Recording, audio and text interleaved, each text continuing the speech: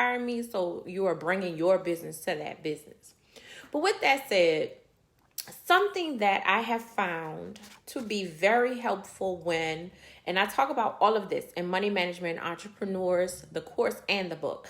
So if you're not absolutely ready for the course, the book is there. So I really go into detail on how to grow your money and then manage it and maintain it once you have it. A lot of people can get a bunch of money, but then they blow a bunch of money. So then you broke. You broke too. Don't flex. You broke too. But how to get your money and always have money. You will always have money. So one of the ways, and if you don't have a pencil, you might want to either come back and watch this or get you a pencil. I haven't been resharing the whole things. One of the ways, and I have my little notes. One of the ways, the biggest ways for you to grow your money and constantly have money coming in. So we always hear about multiple streams of income, but a lot of people don't really dive into what that looks like. One of the ways that I have grown my income, and I don't like lying to you, is to make sure that I'm not just doing one type of thing, even in the same business. So sometimes when people say multiple streams of income, we assume that I got to be doing a little of this, a little of that, a lot of this, and some of that. What I believe multiple streams of income, you can have multiple streams of income in the same business, or you can have multiple businesses. If you've never read Good to Great, I think by Jim Collins, it really goes into staying in your wheelhouse even if you have multiple streams of income. I do believe that if you branch out and have multiple streams of income, you should still do things that make sense for your business.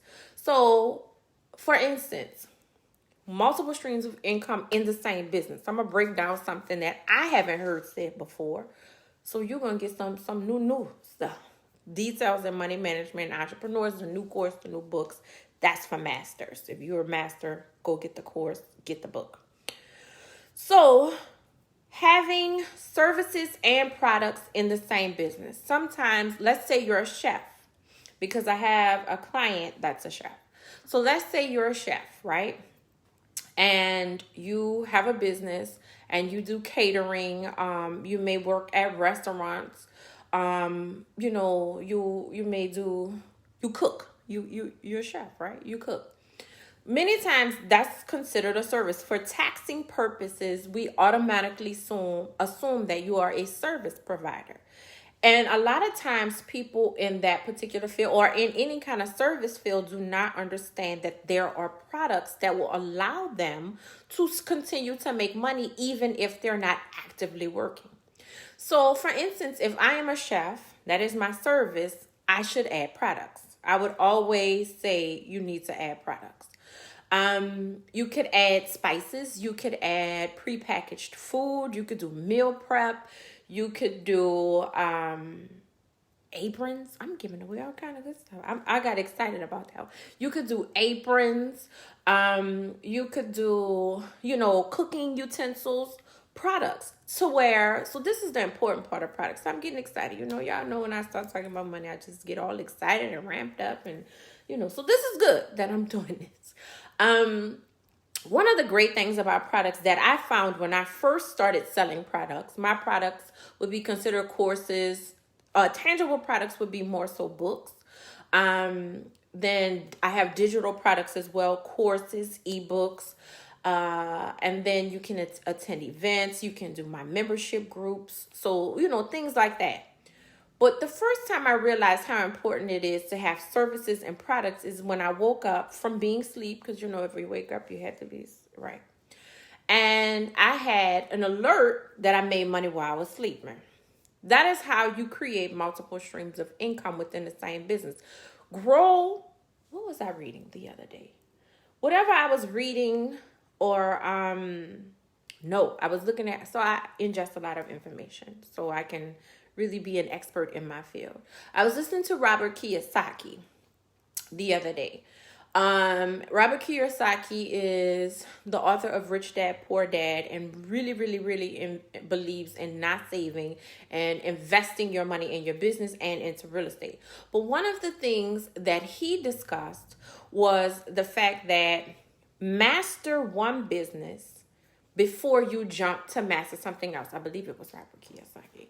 So if you're going to grow multiple streams of income, before you say, okay, I'm a personal chef, so I'm going to go and open a hair salon, which is cool. Master being a chef. Grow the products within that, because whatever you learn about business within that niche, the niche that you first started in, is going to help you with the second business. Something else that I advise when growing multiple streams of income is to also make sure that when you're growing the second business, I also believe in multiple businesses, which will help you with multiple streams of income. Make sure it's related to the first business. One, so you can bring many of the practices over to the second business. And then also it's something you already really, really know how to do. So you don't have to go learn a whole nother knowledge base for another business, because that's time consuming. You can, unless you're acquiring businesses and you're going to hire all new staff. Like when you're starting the second business, make sure it's related. So I'll use another profession. So if you are a hairstylist, first I would suggest making hair products for your clients to purchase when they come in and use them on their hair. So I'm just talking, we can throw out, you can, throw out any particular field. So start with those products, then maybe make products to use. Like if we want to branch out higher, like for instance, Judy Dupart, she owns Kaleidoscope. So she was a hairstylist. She owned a hair salon first. Then she made, I believe it's in this order. Then she made hair products. Now she doesn't do hair, and her products have taken up to where she has this stream of income that makes her money all the time. But it's related to what she did. Then she branched out to different entities around that, and some not exactly related, but even branched out into a marketing, Kaleidoscope marketing, I believe. And many people were like, well, how does that work? But she became so good at marketing, from marketing her own brand, it was also related. She knew how to do it. She knew how to grow her brand. So then when you move into the second business, maybe, decide to open up a spa. Like you move from being a hairstylist, having a hair salon, to creating hair products to a spa. That's closely related. Then if you want to go from a spa to maybe a boutique, like something that's related, because spa is more of a boutique service as well, and do things like that. So branching out. But so if you're starting out, however, make sure the multiple streams of income doesn't have to be something like, if you're a first-time investor, if you're really starting out as an entrepreneur, it doesn't have to be, I have my business, I'm also in real estate, I also invest in the stock market, I'm looking to buy another business, I want to start a t-shirt. It doesn't have to be all over the place. And that's the piece that we don't talk about enough when we're listening to people talk about I have multiple streams of income. We automatically get overwhelmed. It's too much.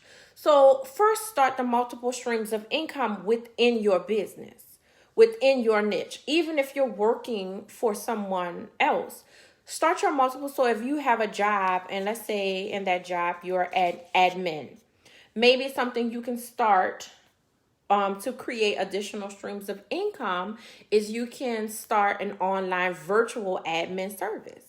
Then you could probably write a book on how to do admin. That's a product too. So, but it's still related. So that would be one of and I gave a bunch of tips in there. One of the main things that I would talk about as far as creating multiple streams of incomes: have products and have services. And this is chapter 1, number 4. So we're still in chapter 1 of money management and entrepreneurship. So imagine the wealth of knowledge in both the course and the book. But number 4, having both products and services will really allow you the cushioning to not be so stressed about either side. And so for me, when I branched out to multiple businesses, having multiple streams of income with multiple businesses. One of the businesses that I own and operate as a CEO and founder is a tax business. Taxes are generally seasonal, meaning that there is a season in which taxes need to be filed. It's usually January or end of December for some people to April. Then the season changes drastically. So when I am in tax season, there's a whole nother stream that rushes in. There's a whole nother amount of employees that I have to ramp up their schedule. The consulting business is still working. The consulting business is still working and works year round. So these are completely different entities, completely different streams of income. The products that I put out for the consulting service and the business and life coaching are year round. So they are still working while we're dead and full in tax season. And so that's allowed me. So how do you're like, well, how does that relate? So a lot of the business coaching that I do or did on the consulting side, I would get asked a lot of financial questions. So I have a PhD, just a little clarification, because I don't want you to think I'm lying about having businesses that are related. I have a PhD in business and administration. I'm a licensed insurance producer. I also, so part of my coursework for my PhD, I was like 6 classes away from an MBA, but I was like, no, I'm gonna just do the PhD. That's a lot. And in that, I learned a lot about money. So a lot of the questions and a lot of the things that I deal with clients in the business coaching is around money. Even with the personal coaching, people want to understand how to make more money so that they could live the life that they desire. So we moved into doing something that we were doing anyway, which was preparing taxes for people, helping people understand how to manage their money. And so and I say we because I started with a partner in the beginning. We turned it into a full-fledged business. And so it's related on that instance where I talk about money all day anyway. The books and so if we come back full circle, when I decide to write books, I write them on topics that I understand and that I live. So money management and entrepreneurs, I coach entrepreneurs all the time. I speak to entrepreneurs all the time. I love money. I've studied money for many years, so I wrote about it. 21-day word revolution. I wrote about something I was living. I needed to change my life. I went from being broke. Not like cute broke, but like, oh Lord, how we gonna pay the light bill, bro? I got enough for the light bill and I got enough for food.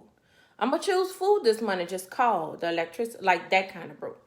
And so I wanted to write about how I changed that narrative for my life and then for my legacy. So they were all created. I say created, related. Well, created too. So make sure when you're adding streams of income, it's something that you're passionate about, something that you enjoy. So taxes, I'm really good at them. They're not my favorite to sit and do for everyone. So I have to hire people to do that part. However, I love creating businesses and making them run more efficient, which is the business coaching. And I love helping people understand their money. And so that's a lot, I know, and we could go into more detail about it if you have questions. The main takeaway is understand how to create multiple streams from one business first before